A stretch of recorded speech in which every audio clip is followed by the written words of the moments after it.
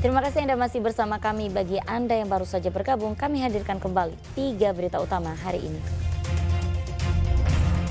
Ibu Peggy Setiawan menolak untuk menjalani tes psikologi yang diminta penyidik Polda Jawa Barat. Gara-gara masalah sepele, seorang siswi di SMP di Kota Bekasi dikeroyok temannya lalu disiarkan langsung melalui media sosial. Harga berbagai jenis sembako melambung jelang Hari Raya Kurban. Bahkan harga minyak subsidi minyak kita melebihi harga eceran tertinggi.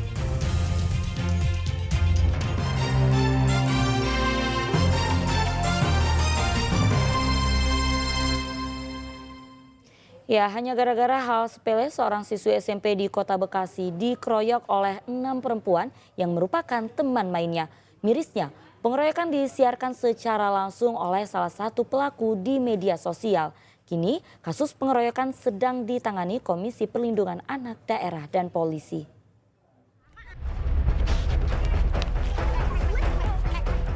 FAP, perempuan yang masih berusia 14 tahun, dipukul dan dikeroyok oleh temannya sendiri di sebuah lapangan di wilayah Jati Rahayu, Kecamatan Pondok Melati, Kota Bekasi. FAP dikeroyok hingga mengalami beberapa luka lebam di tubuhnya.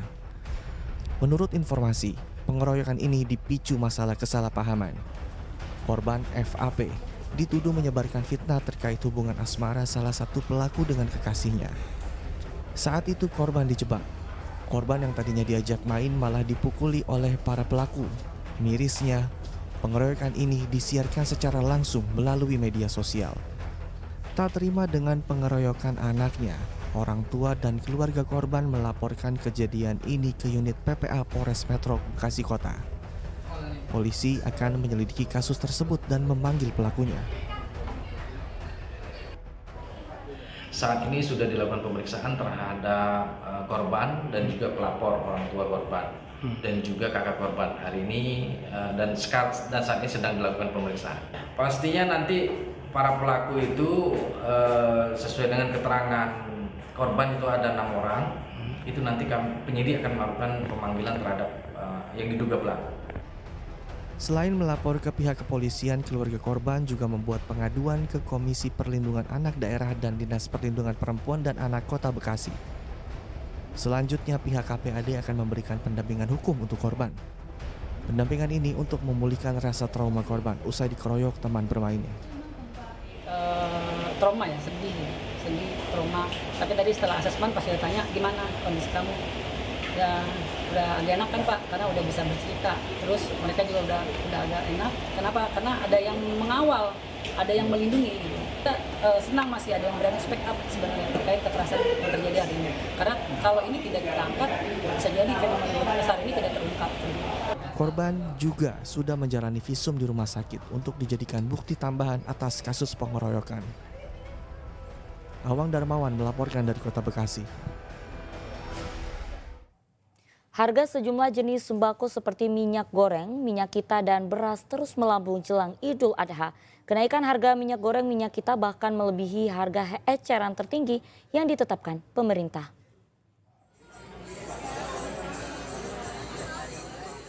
Harga minyak goreng subsidi minyak kita di pasar tradisional Pasar Rebo Purwakarta terpantau naik.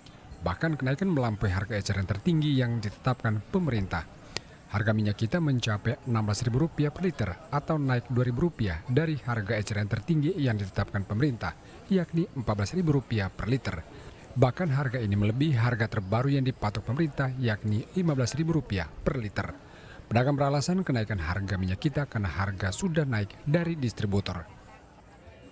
Untuk harga ya naik sekarang mah dari harga biasanya. Dari sananya udah naik atau gimana? Iya, udah naik dari harga sananya. Ini sama pembeli dikomplain nggak Pak ini Pak? Ya udah, karena udah terbiasa dengan harga curah pun udah di atas harga 16.000. Untuk harga minyak kita ini awalnya 14.000. Awalnya 14.000. Sekarang jual? Sekarang jual 16. Turunin lagi kalau bisa. Soalnya kan pedagang-pedagang gorengan kayak gitu. Kasihan ya. Iya. Naik. Selain minyak goreng, harga telur ayam juga naik Rp29.000 per kilogram dari sebelumnya Rp27.000 per kilogram. Kenaikan harga sembako jelang Idul Adha juga terpantau di Pasar Raja Polah, Tasikmalaya. Naiknya terjadi pada komoditi beras dan telur ayam. Harga telur ayam menembus Rp30.000 per kilogram atau naik Rp5.000 dari harga sebelumnya. Sedangkan harga beras Rp15.000 per kilogram. Kenaikan dipicu berkurangnya pasokan dari petani. Namun kondisi ini dikeluhkan warga karena hari raya kurban kian dekat. Lagi kenaikan dari mulai 12 sampai sekarang harga normalnya 12.500, 13 sampai 15.000. Kenapa Kang ada kenaikan Kang? Dikarenakan bahan baku sudah menipis, panen sudah mulai berkurang. Beli beras. Berapa kilo Bu? 2 kilo. 1 kilonya berapa Bu? 13.000. Ada kenaikan nggak Bu? Ada. Ibu keberatan nggak Bu naik Bu? Keberatan. Warga berharap harga kembali stabil sehingga persiapan Idul Adha tidak terganggu.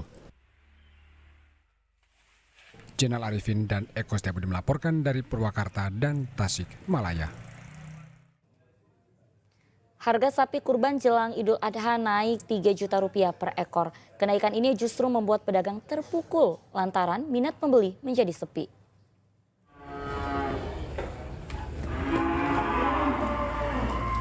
Hari Raya Kurban kian dekat. Harga sapi kurban di Pasar Hewan Tasikmalaya malah makin mahal. Harga sapi kurban rata-rata naik Rp3 juta per ekor. Idul Adha seharusnya menjadi berkah besar bagi para pedagang. Namun tahun ini pedagang mengaku pembeli hewan kurban malah makin sepi. Kondisi bahkan lebih sepi dibandingkan dengan tahun lalu. Pedagang menduga warga mengatur keuangan untuk kebutuhan sekolah anak lantaran di saat bersamaan anak memasuki tahun ajaran baru. Dibanding tahun kemarin Pak, ramai tahun sekarang atau kemarin Pak? Belum ramai seperti kemarin gitu. Tahun kemarin ramai Pak? Rada ramai, Ramai ya? ada mendingan. Gitu. Udah mendingan. Untuk saat ini Bapak sudah ngejual belum? Belum. Belum. Berapa ekor yang Bapak bawa saat ini? 3 ekor ya? Tapi dibandingkan tahun yang kemarin, ramaian tahun kemarin ya Pak ya? Pak, daratan. Kalau harganya gimana Pak? Harganya ya seperti sekarang. Sekarang tinggi? Sekarang berapa Pak?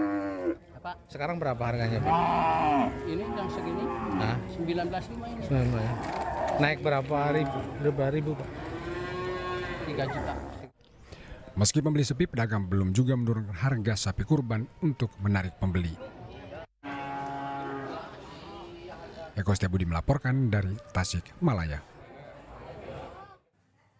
Harga beras di tingkat penggilingan padi di Purwakarta mulai naik. Kenaikan itu disebabkan pasokan gabah berkurang karena musim panen yang telah usai. Sejak pemerintah menaikkan harga eceran tertinggi beras, harga jual beras di pasaran mahal. Apalagi kini harga beras di tingkat penggiling juga ikut naik. Di tingkat penggiling saja beras medium sudah dibanderol Rp12.500 per kilogram. Tentu saja harga jual beras di tingkat pengecer akan lebih mahal dari harga tersebut. Selain adanya faktor kenaikan harga eceran tertinggi, mahalnya harga beras juga disebabkan sulitnya pasokan gabah. Sebab saat ini musim panen padi sudah lewat. Udah panen ya untuk naik. Kemarin kan harga segitu, beras itu masih panen ya. Sekarang udah habis panen, menjelang naik lagi. Oh, naik lagi. Iya. Berarti pasokan udah mulai sedikit Pak ya? Iya. Warga kini berharap adanya bantuan pemerintah untuk menstabilkan harga beras yang menjadi bahan pokok utama untuk bertahan hidup. Jenal Arifin melaporkan dari Purwakarta. Kenaikan harga beras dan sepinya tempat penggilingan padi dipicu petani gagal panen. Di Tasikmalaya, para petani gagal panen karena tanaman padi diserang hama wereng. Sedianya para petani sudah memasuki musim panen, namun para petani di Tasikmalaya ini tidak bisa memanen seluruhnya padinya lantaran sebagian besar rusak karena diserang hama wereng dan penyakit. Rata-rata padi tidak berisi karena dimakan hama.